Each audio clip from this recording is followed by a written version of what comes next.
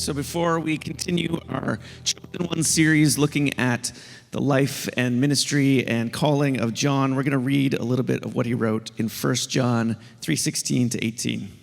Here's what he writes. This is how we know what love is.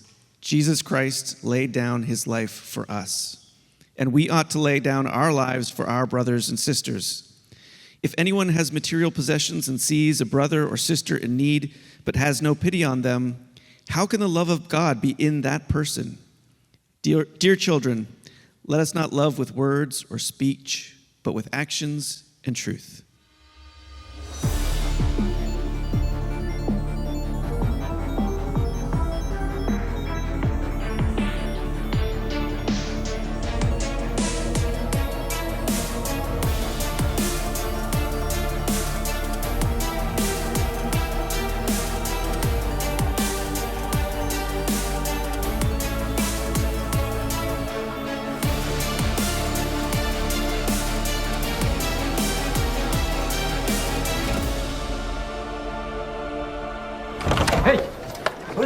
To tell Jesus our plan.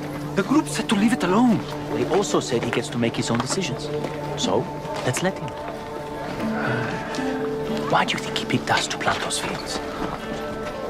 I'm starting to wonder about that. If I had known it was a Samaritan's Come on. field. Jesus will sort it out.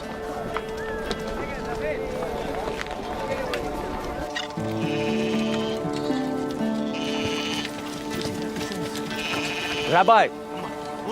You couldn't wait, could you? We're sorry, we just wanted to clear a few things up, if that's okay. By all means. You Jewish boys are far from home. Yes, as a matter of fact, we are. Shalom to you too. Here's our traditional Jewish greeting for you. Don't lift a finger. That was a warning. Try it again and see what happens. Quiet, Big James. Shalom to you too. You filthy dogs! I said quiet.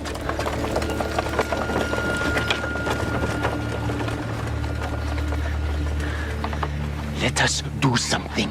And what would that achieve? Defending your honor. They reviled and humiliated you. They deserve to have bolts of lightning rain down and incinerate them! Yes, fire from the heavens.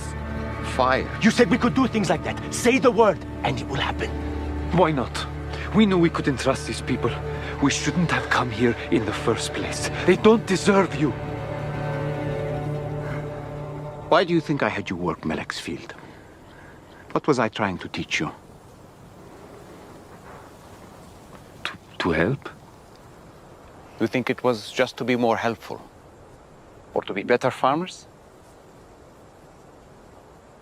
It was to show you that what we're doing here will last for generations. What I told Fotina at the well, and what she then told so many others, it's sowing seeds that will have a lasting impact for lifetimes. Can you not see what's happening here? These people that you hate so much are believing in me without even seeing miracles. It's the message, the truth that we're giving them. And you're going to get in the way of that because a few people from a region you don't like were mean to you. That they're not worthy? What, you're so much better?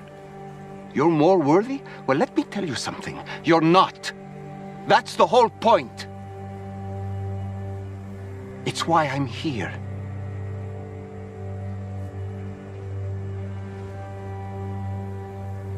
I'm sorry. Sorry, Rabbi. As we gather others, I need you to help show the way. To be humble. We will.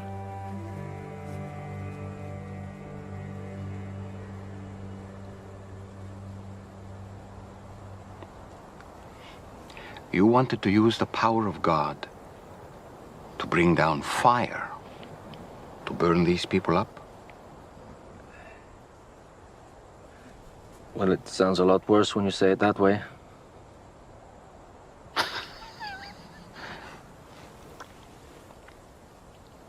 You too. You're like a storm on the sea. Come on.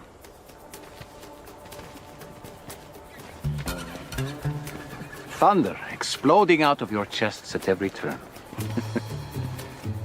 fact. That's what I'm going to call you from now on. James and John, the sons of thunder. Is that a good thing or a bad thing? Today, it was not good. But strong passion can be a good thing when channeled for righteousness.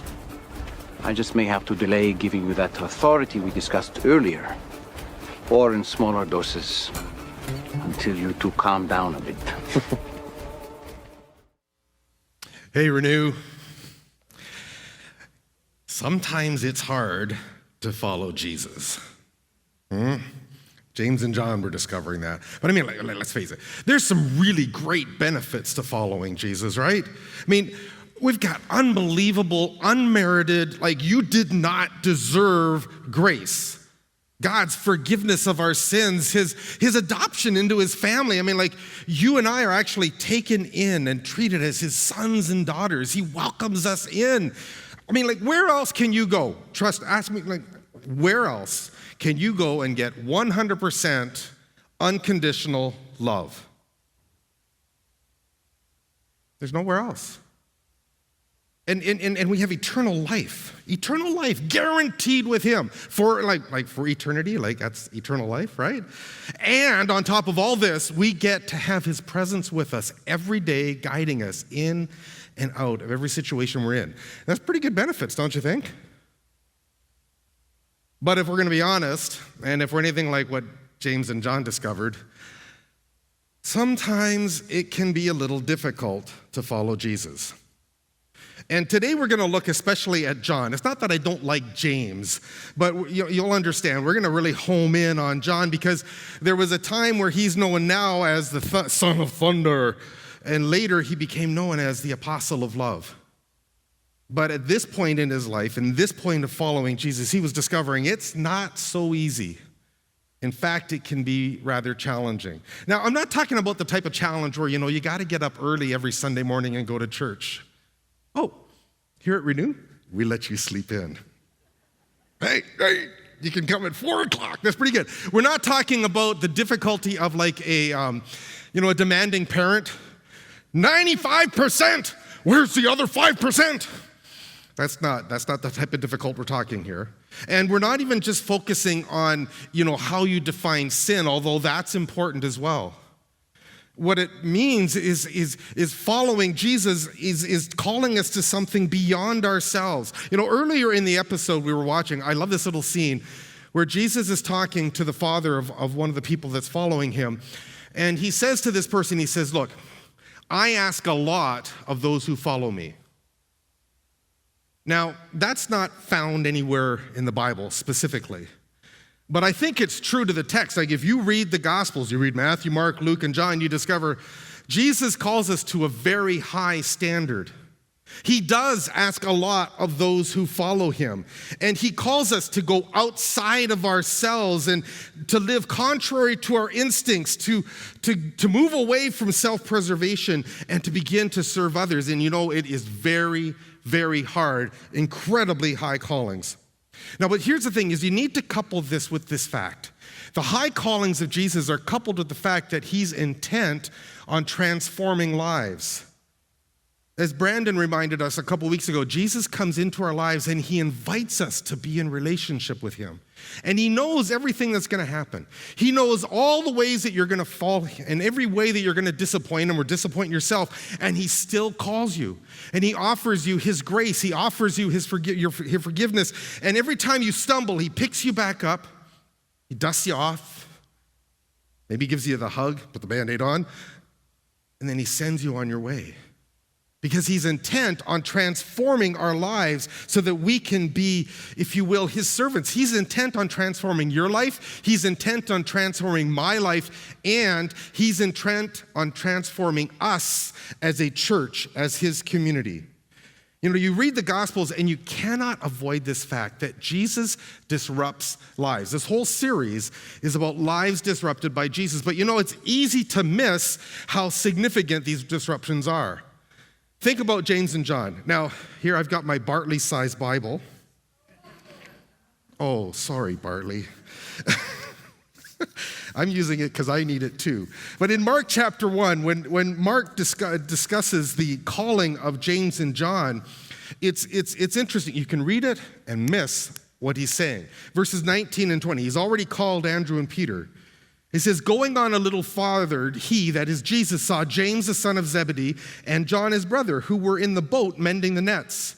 And immediately he called them, and they left their father Zebedee in the boat with the hired servants and followed him.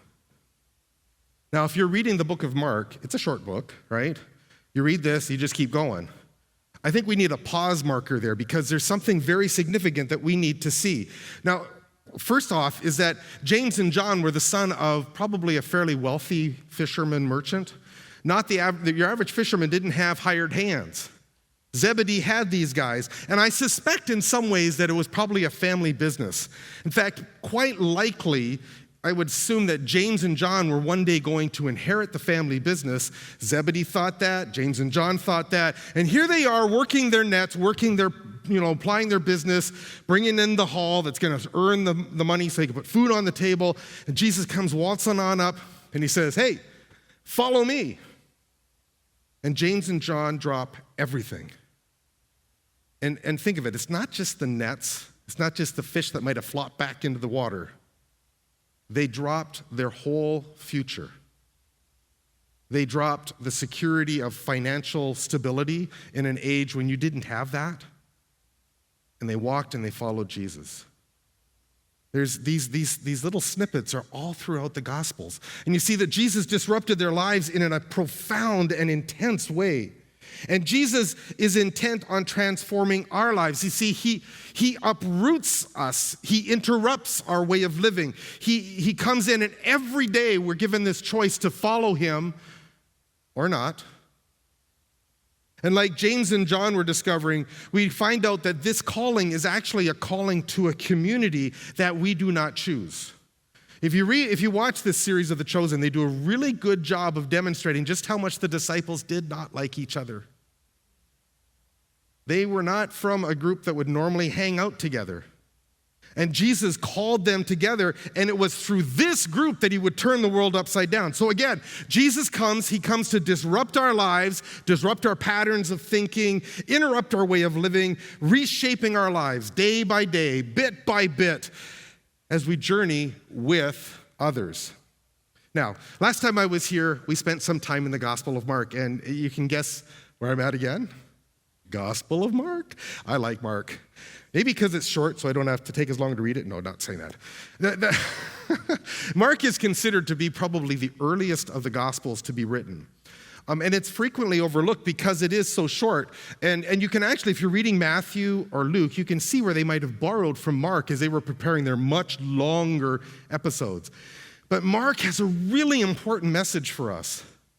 And his message focuses on what does it mean to follow Jesus. He, in fact, I would say of all the books in the New Testament, nobody paints a more vivid picture of what it means to be a disciple of Jesus than does Mark. Now, Mark has a significant main point he wants us to understand. And as you walk through the Gospel of Mark, you'll notice, in fact, even the passage I just read, he uses this word immediately, right?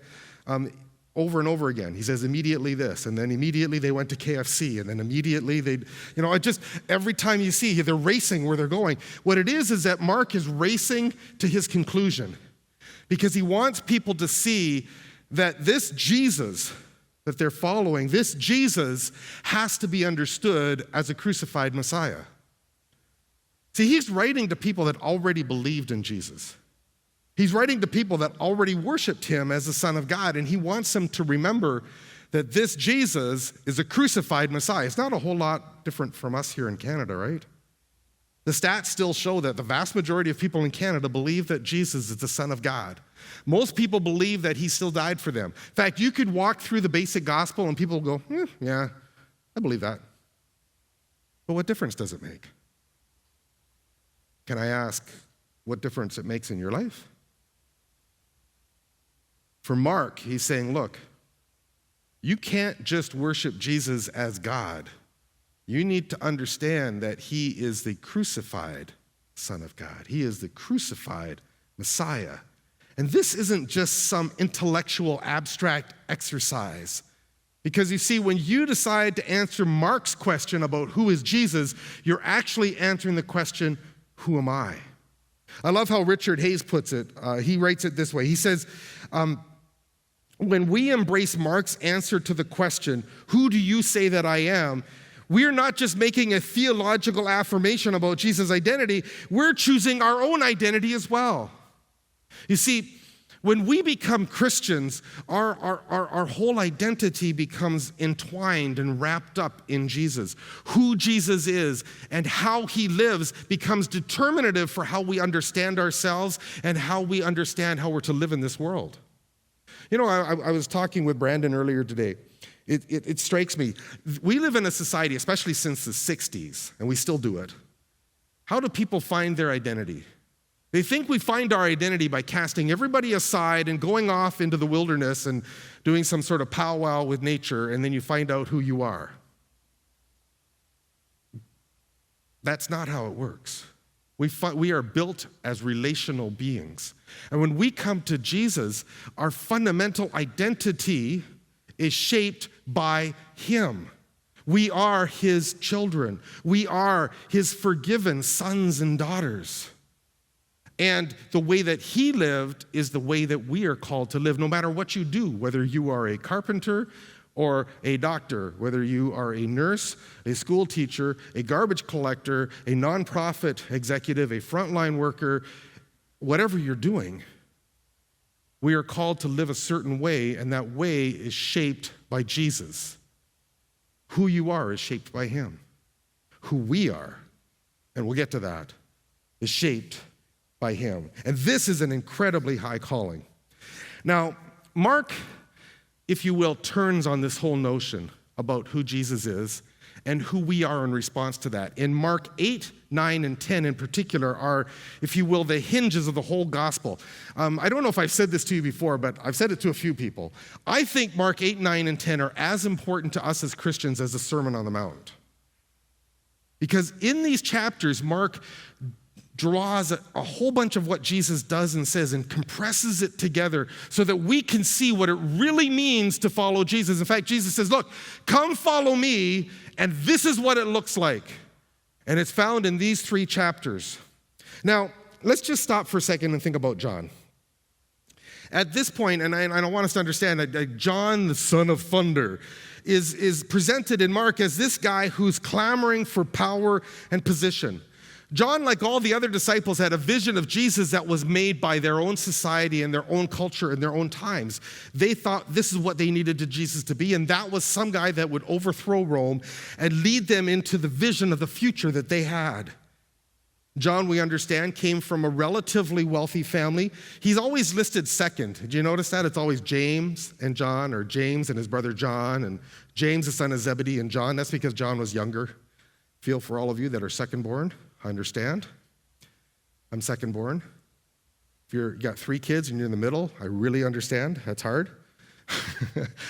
John was what we call the inner circle. John had it pretty good. In fact, his brother James, and Peter saw things that no one else saw. And as you walk through the book of Mark, you see that he saw Jesus rise, bring a little girl up from life that no one else saw.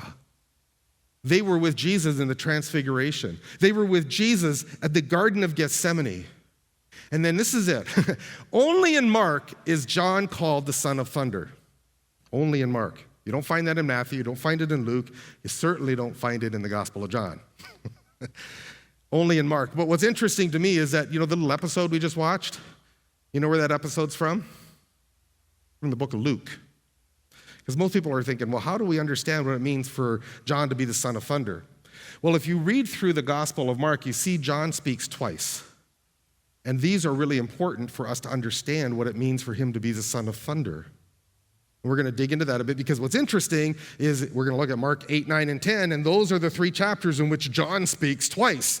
And that's going to help us understand what it means for him to be that. Now, if you will, I'll just sort of summarize it this way. We see John speak twice, and he's not yet that apostle of love. He is the John, the son of thunder, blustery, self-important, impetuous, demanding, and like us, he's discovering there's a lot to learn when it comes to following Jesus. Now, in Mark 8, 9, and 10, there's an interesting pattern that happens. In each of these chapters, Jesus predicts his death and resurrection.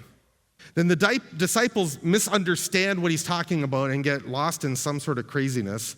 Jesus then comes back and says, hey, this is the direction I want you to go. If you're going to follow me, this is what it looks like. So, okay, pattern, prediction, misunderstanding, summons. We're going to look at these three, okay? So the first one comes in Mark chapter 8. And in this chapter, this is that focal point where Jesus is saying, who do people say that I am? And the apostles reply, and Peter says, well, you're the Messiah, the Son of the living God, and this is great. And then in chapter 8, verse 31, we read this. He began to teach them that the Son of Man must suffer many things and be rejected by the elders and chief priests and the scribes and be killed, and after 3 days rise again. And he said this plainly. And Peter took him aside and began to rebuke him. But turning and seeing the disciples, he, that is Jesus, rebuked Peter and said, get behind me, Satan, for you are not setting your mind on the things of God, but on the things of man. And calling the crowd to him with his disciples, he said to them, look, if anyone wants to come after me, let him deny himself and take up his cross and follow me. Jesus was as clear as he could be, but the disciples just couldn't get their heads around what he was saying. What do you mean you're going to die? What do you mean? And when Peter comes to him on this, Jesus completely shuts him down, but he doesn't just stop there. He raises the stakes. He looks at everybody and says, look, if you're going to follow me, you're following me to the cross. And that, my friends, must have been overwhelming. I look at this and I'm like, wow. That's pretty intense. Now, what's interesting to me is how many times we try to soften this. I've read a fair bit. There's people that soften it by saying, oh, you know, Jesus was just speaking to the disciples, and all the disciples except for John would get, martyred. So this was just for them. Or I hear people say, well, this is just a high standard, an unachievable high standard, and that it points us actually to our need for grace. Okay. Some say, well, the cross, bearing your cross can mean lots of different things. I once had a Christian doctor say to me, we were living in Saskatchewan, he said, Darcy, your allergies and your sinuses, because I was always congested, right? Your allergies and your sinuses are the cross that you must bear. Really? My sinuses, my stuffed nose, that's my cross I got to bear? Wow, that's pretty easy. And then there's others that say, well, you don't really need to, go to the cross. You just have to have this mindset, this willingness to follow Jesus to the cross. Well, what does that mean? Bartley often talks to us that we need to take things at face value, and I really appreciate that. I think at this point, we can't water down what Jesus is saying. We need to let it hit us right in the face and let it sink in and sit for a while, because, we can no more soften the words of Jesus than we can deny the words of creation. He says to us very plainly, if you want to follow me, you must take up your cross. He is the crucified Son of God, and if we're following the crucified Son of God, then he dictates how we live. Okay, that's the first pattern. Second pattern in chapter 9. What happens in chapter 9 is Peter, James, and John get to see Jesus in this incredible, glorious transfiguration where they see Moses, they see Elijah, and it's just incredible. They come down, and then there's this dispute that happens, and all the disciples are arguing with the crowds. You know why they're arguing with the crowds? Because they could not cast out a demon from this young person. Jesus, of course, intervenes, and then we find him saying this in chapter 9, verse 31.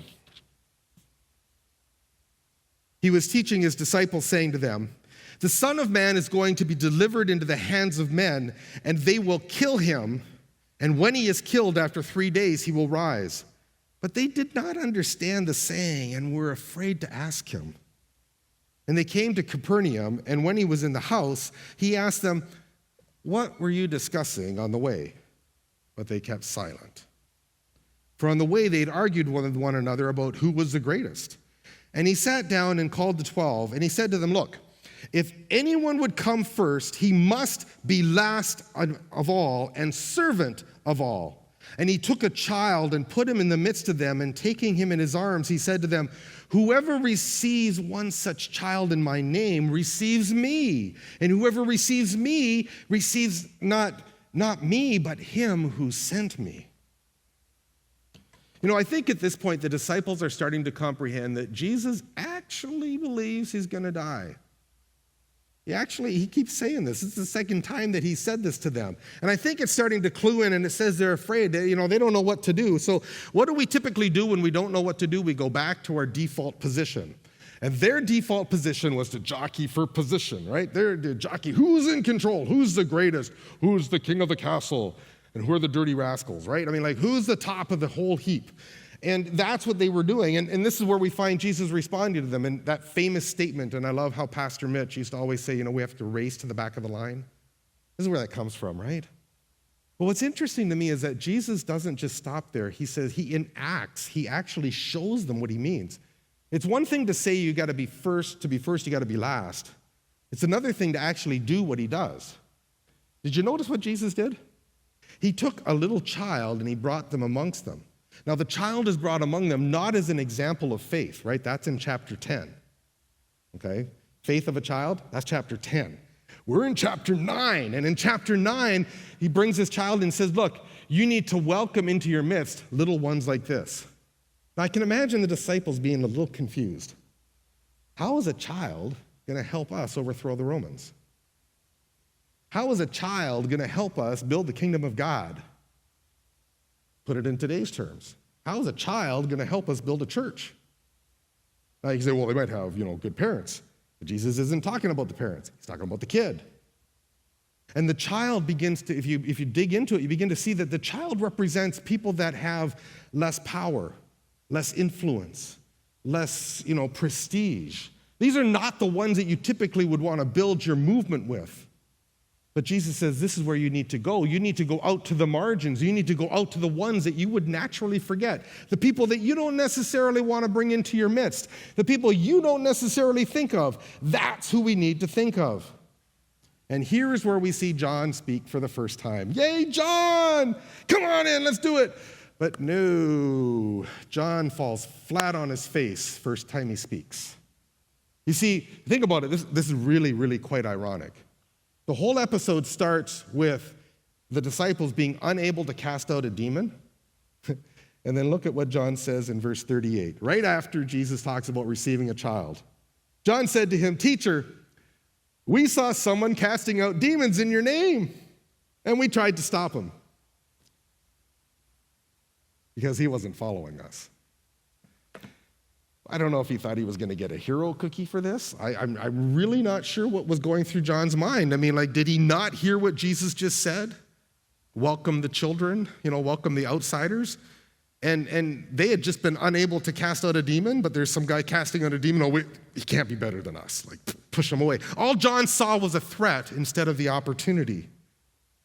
And Jesus was saying, welcome people in, but he was pushing people away. That's John, the son of thunder. I like how the Chosen series has this little phrase. You've heard it if you've watched it, right? Jesus says to them a few times, get used to different. I think this is part of what he's talking about. Get used to different in the sense that get used to this new group that I'm calling you around, these different people, the people that you may not want to have around you. We need to realize how radical this is, right? So we live in an age where, I'm going to do a little bit of a church philosophy for you here, okay? For the last 40 years, churches in North America have decided that they need to build themselves on a principle called the homogeneous unit principle. That is, if we're going to go out and we're going to plant churches and we're going to reach new people for Jesus Christ, we need to do it on a sociological basis that goes by this argument. People like to hang around people that are like them. That makes sense. People that are from a certain status in life, they like to hang around them. People who are in a certain life stage. If you got little kids, you like to hang around with people that have little kids. If you've got kids that are older, you like to hang around with people that have kids that are older. If you're in your 20s, you like to hang around with people in their 20s. You get where I'm going here? We think we find people that have common interests, common language, common culture, and frankly and honestly, it is easier to build a church that way. It is. But I've been wondering for the last 40 years, at what cost? In some ways, I believe this undermines the gospel. It avoids the teaching Jesus just gave us here. And it skips this fact that in the New Testament, there was one church. There wasn't a church for Jews and a church for people who weren't Jews. There wasn't a church for slave owners and a church for slaves. There wasn't a church, for the powerful and the wealthy and a church for the poor and the needy. There was one church. And it had people from all kinds of different nationalities. Read Acts 13. There's people from all over the place together in one church. And yes, there were struggles. There were incredible struggles, but that's part of the point. Jesus was calling a people to himself that would turn the world upside down, and the only way they're going to turn the world upside down was by going in a different direction than what the world is going. And somehow I believe we've got to recapture this dynamic, this get used to different. And we need to understand that to follow Jesus, if you're going to follow him, you got to take up your cross, you got to get used to different, and in fact, you need to pursue it. You need to pursue it. So, third pattern, okay? Mark chapter 10, probably one of the hardest chapters in the entire Bible with the hard sayings of Jesus. Jesus, if you will, it starts off with this rich young man coming up to Jesus, and he says to him, "What do I need to do to inherit the kingdom of heaven?" And Jesus looks at him with love, we're told in Mark, and he says, "Look, you need to sell everything you have. Sell it all and give it to the poor." Whew. And that guy was just completely overwhelmed and walked away from Jesus. And the disciples look at this and they're like, Jesus, are you crazy? Don't we need guys like this? Wouldn't his financial capacity help us build the kingdom a little bit quicker? And then they thought, well, what about us? We gave away everything for you, Peter says. We left our families. We left everything. John and James left their fishing business. They all left all this. And Jesus says, I hear you, and you'll receive all this back. But he also says, with this, you will receive persecution and suffering. And he uses this then to go in and bring in his third prediction. And James and John show up again. And oh boy, oh boy, oh boy. This one is interesting. Probably one of the most audacious patterns in the whole. So we'll pick up John chapter 10. Where am I here? Verse 32. And they were on the road going to Jerusalem, and Jesus was walking ahead of them, and they were amazed. And those who followed were afraid. And taking the 12 again, he began to tell them what was to happen to him, saying, "See, we're going up to Jerusalem, and the Son of Man will be delivered over to the chief priests and the scribes, and they will condemn him to death and deliver him over to the Gentiles. And they will mock him, and they will spit on him, and they will flog him, and they will kill him. But after 3 days, he will rise." And James and John, the sons of Zebedee, came up to him and said, "Teacher, we want you to do for us whatever we ask of you." Blank check time. That's not in the text, but. And he said to them, "Well, what do you want me to do?" And they said to him, "Grant us to sit, one on your right and one on your left in your glory." And Jesus said to them, "You do not know what you are asking. Are you able to drink the cup that I am drinking? Or to be baptized with the baptism with which I'm going to be baptized?" And they said to him, "We're able." And Jesus said to them, "Well, the cup I drink, you will drink.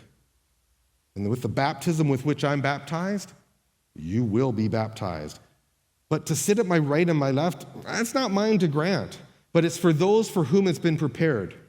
And the 10 heard it, and they became indignant at James and John. And Jesus called them and said to them, come on. You know that those who are considered rulers of the Gentiles lord it over them, and their great ones exercise authority over them, but it shall not be so among you. But whoever will be greatest among you must be the slave of all. For even the Son of Man did not come to be served, but to serve and give his life a ransom for many. I don't think there's a more audacious request in the New Testament than what we see John and James doing. Jesus had just talked about his death, again, third time, right? Third time the charm, and they struck out. They come up and they say, hey, just give us anything we want. I mean, like, are you kidding me? Had they heard anything that Jesus had said? Had they heard anything at all? They were so blind. By the way, just a little tidbit, if you study Mark 8, 9, and 10, there's an episode where Jesus heals a blind man at the beginning of Mark 8. Guess what he does at the end of Mark 10? He heals another blind man. Interesting stuff. But here's James and John, and they're blind. They can't see where this is going. And Jesus' response, it's stunning. It stings. And I think for John in particular, those words probably haunted him for years. Because you see, his brother James would be executed 12 years after Jesus was crucified. He would drink the cup. He would be baptized with the baptism that Jesus was baptized. Then we find Jesus talking here about what we often might call servant leadership. Oh man, again, okay, I'm just going to get on a little bit of a soapbox here, but I get tired of people that look at this passage and think that all it teaches is servant leadership. This is not Jesus, your philosopher, traveling guru on leadership, going around saying, hey, we're going to talk about servant leadership today. You've got to remember this is tied to the cross. And yes, there's parallels with servant leadership, but like everything else that Jesus has said so far, it's all tied to the cross. It's about what it means to follow him. And here's the thing. See, Jesus said that even though he's God, even though he deserves to be served himself, he did not seek to be served, but instead he flipped the script. He gave up his rights and he served others. That sounds pretty familiar, doesn't it? In fact, it became such an important theme throughout the early church that the scholars say that it became the first hymn that was ever written by the church. And you'll find that hymn in Philippians chapter 2. Look it up sometime. I think you'll recognize it. Jesus is saying this, look, if you want to follow me, you need to take up your cross, you need to get used to different, and you need to assume the posture of a servant. For even the Son of Man did not come to be served, but to serve and give his life a ransom for many. Now, again, if you're anything like me, you read this and you're like, this is incredibly overwhelming. Sort of like the heat in this place today. It's like it's overwhelming. It's crazy. Jesus invites us to follow him, and he explains it just very carefully. Let's make sure we understand this, okay? He says, look, if you're going to follow me, and in his grace, he invites us to come. He says, the first thing you need to do when you're following me is you need to take up your cross. You need to focus on others. Die to yourself. Number two, if you're going to follow me, you need to get used to different. You need to begin to identify people that you may not like or people that may not be like you, and you need to reach out to them and draw them in. Get used to different. In fact, pursue it. And then number three, he says, if you're going to follow me, you need to take the posture of a servant. Seek the benefit of others. Now let's go back to John and think for a minute. John, as we said, left that family business. His vision was very different than what vision Jesus had, and Jesus completely disrupted his life, and he struggled so much with it. Now, one of the things I like about The Chosen is some of the artistic, sort of creativity they show in there. And the scene that this whole show came from, the beginning, the opening scene we saw, Season 2, Episode 1, see if I can say that right. Jesus has them out there plowing a field. And in the scene we watched, he says, why do you think I had you plow that field? And, James is like, so that we could learn to be more helpful? And Jesus is like, well, come on. Do you think I did this just so you could be more helpful? So you could be better farmers? Now, again, this is not found anywhere in the Gospels. I get this, right? But I think their creative license helps us to begin to dig in and see what Jesus is actually calling of us. In fact, Jesus says, I would imagine he could say to you and me today, he says, why do you think I called you? So that you could learn to be a little more helpful? So that you could become a better business person or a better student in school? Oh, did you think I saved you so you could get a free ticket to heaven? Is that what it's about? Really? Jesus goes on and says, look, what we're doing here is going to last for generations. Now, this is where I think the Chosen miss it just a little bit. Just a little bit. They focus on the teaching, this timeless truth. In reality, it wasn't just this timeless truth about who Jesus is that changed the world. What changed the world? It was his followers, this community that Jesus was creating that would carry that message into the world. And it's this community that became the, if you will, the most potent thing that changed everything. And as he gathered people together, as he was gathering them, he's saying to James and John, look, I need you to help show the way, right? If you're going to follow me, you need to take up your cross, show that way. If you're going to follow me, you need to get used to different, show the way. If you're going to follow me, you need to serve others. Because even I didn't come to be served. Now, the key here, a lot of times I think we look at these sayings of Jesus, these very hard sayings. I've got a book this thick called Hard Sayings in the Bible. It's like this thick, and it's not big print like this one, all right? It's not Bartley-sized print. Those sayings are all in there because people don't know what to do with them. But if you put them in the context of community, it starts to make sense.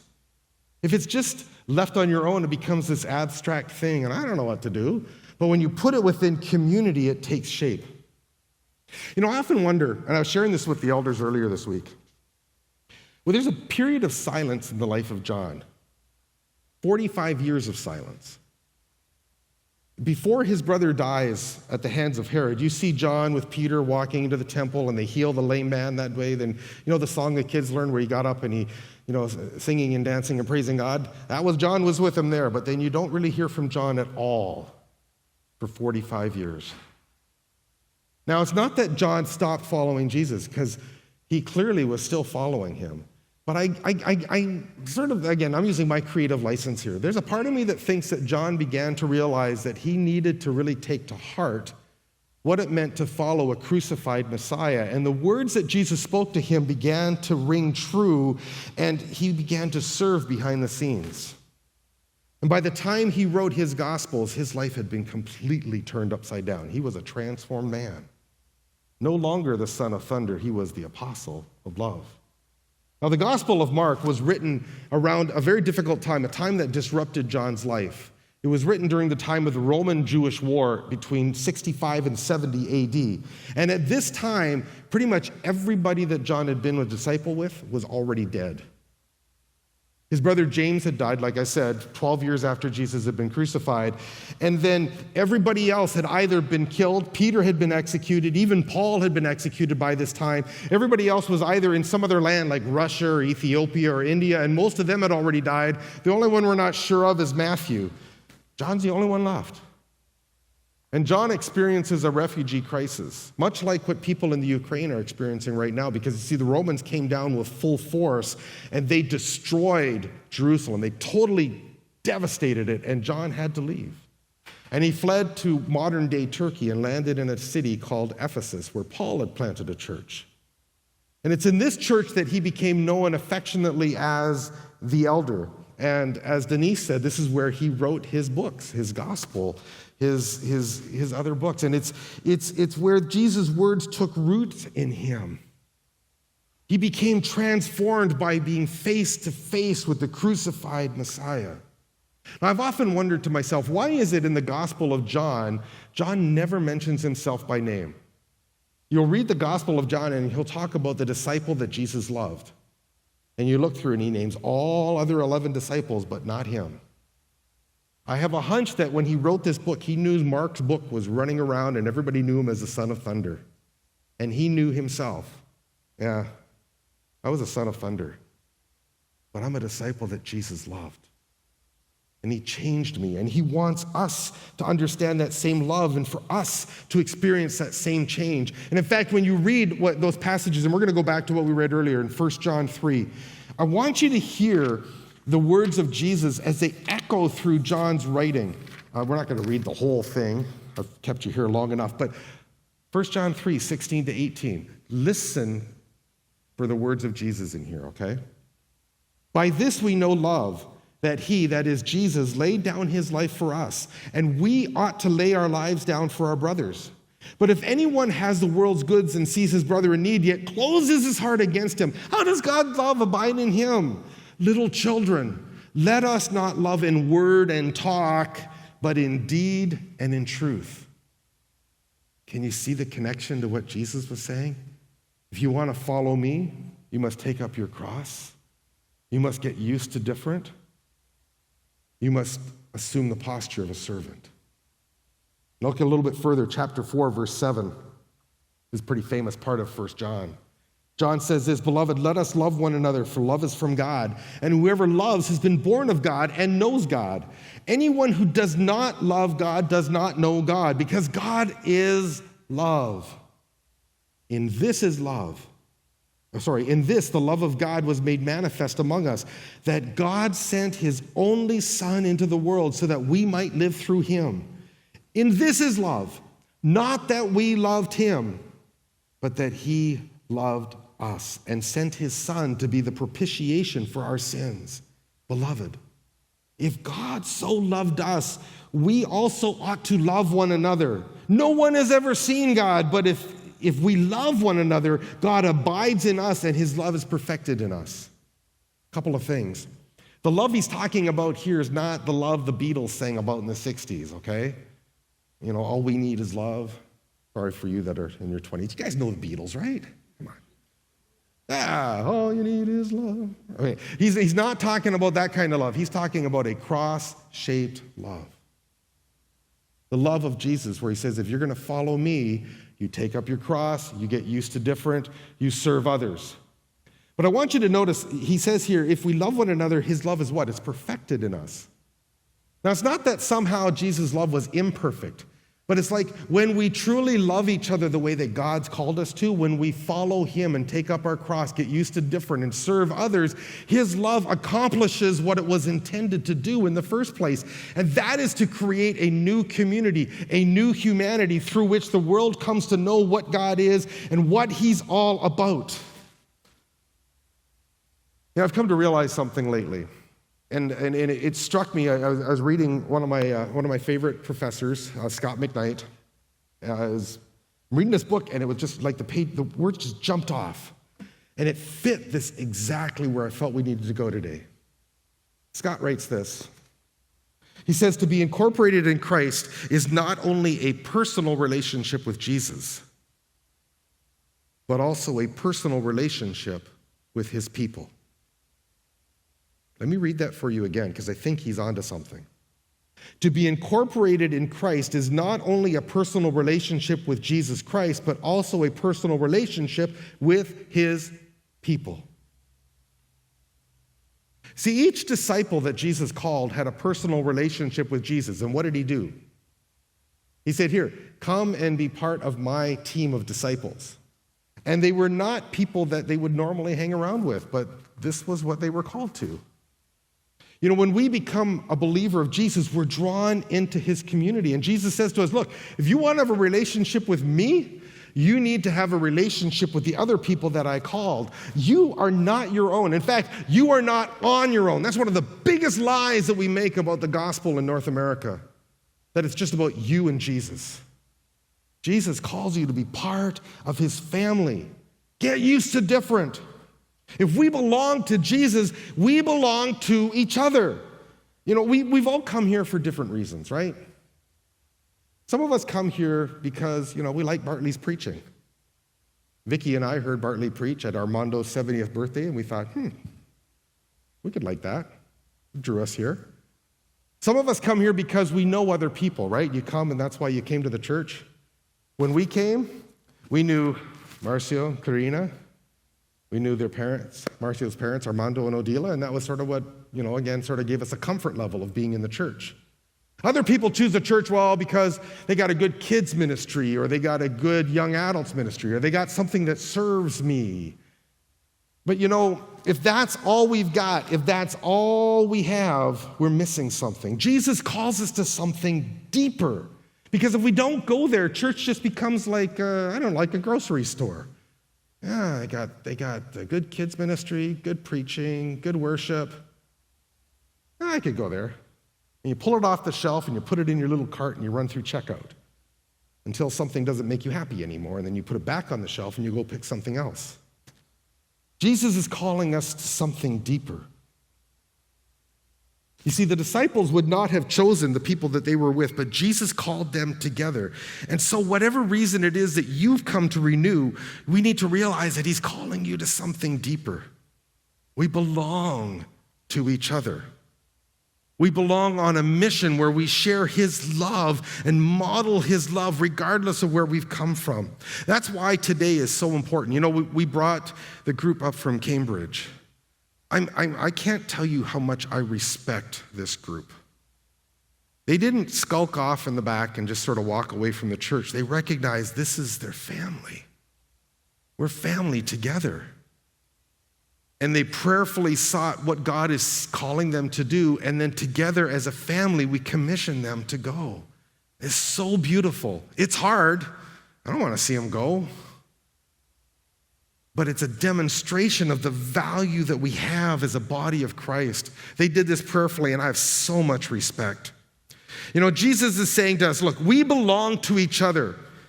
And that if we're going to belong to each other, we're following Jesus. That means we got to take up our cross, get used to different, serve others, because even the Son of Man did not come to be served. So I invite you, look around in a minute here. Look around. You know, whether you like the people seated near you or not is irrelevant. It's absolutely irrelevant. We've been called to follow Jesus together. We've been called to serve each other. So I want to invite you to do something really practical over the next few weeks, okay? I want to invite you to get to know this treasure. Each person sitting here is uniquely gifted by God. They are deeply loved by Jesus. He died for each and every person in here. And he's gifted each and every one of you and called you to be part of this body. There's a reason you're here. And so I want to invite you, it's time to get to know each other. Okay? If you're young, get to know someone older. If you're old, get to know someone younger. Look for someone who's in a different life stage from you that you normally wouldn't hang around with. Get to know them. Get to know someone maybe from a different culture. Get to know someone just that you don't even know. And make this a habit, because we need to become a family. We need to become more of a community together. Make it a habit and then spy out ways that you can serve. We are in this together. If you can put it this way, the alcoholic and the workaholic, the wealthy and the poor, the experienced and the novice. Not just people we like, not just the people with whom we have an affinity, but the people that we're most unlike and with whom we have nothing in common except Jesus. All we need is Jesus. Jesus didn't die just so isolated souls could get into heaven and hang out in a Christian social club. He died to create a new humanity, a new people who would love each other with his love and that would love this world together, modeling his love. I'm convinced that John was transformed into the apostle of love because he came to see that a personal relationship with Jesus meant that he had to have a personal relationship with others, and that he needed to take up his cross, die to himself. He needed to get used to different and reach out to people that he's not comfortable with. And he needed to embody the life of a servant. My friends, will you accept this calling? Join us on Sundays at 4 p.m. for our weekly service at 7755 10th Line North, Mississauga, or visit renewchurch.ca/connect for more information about how you can get connected at Renew Church.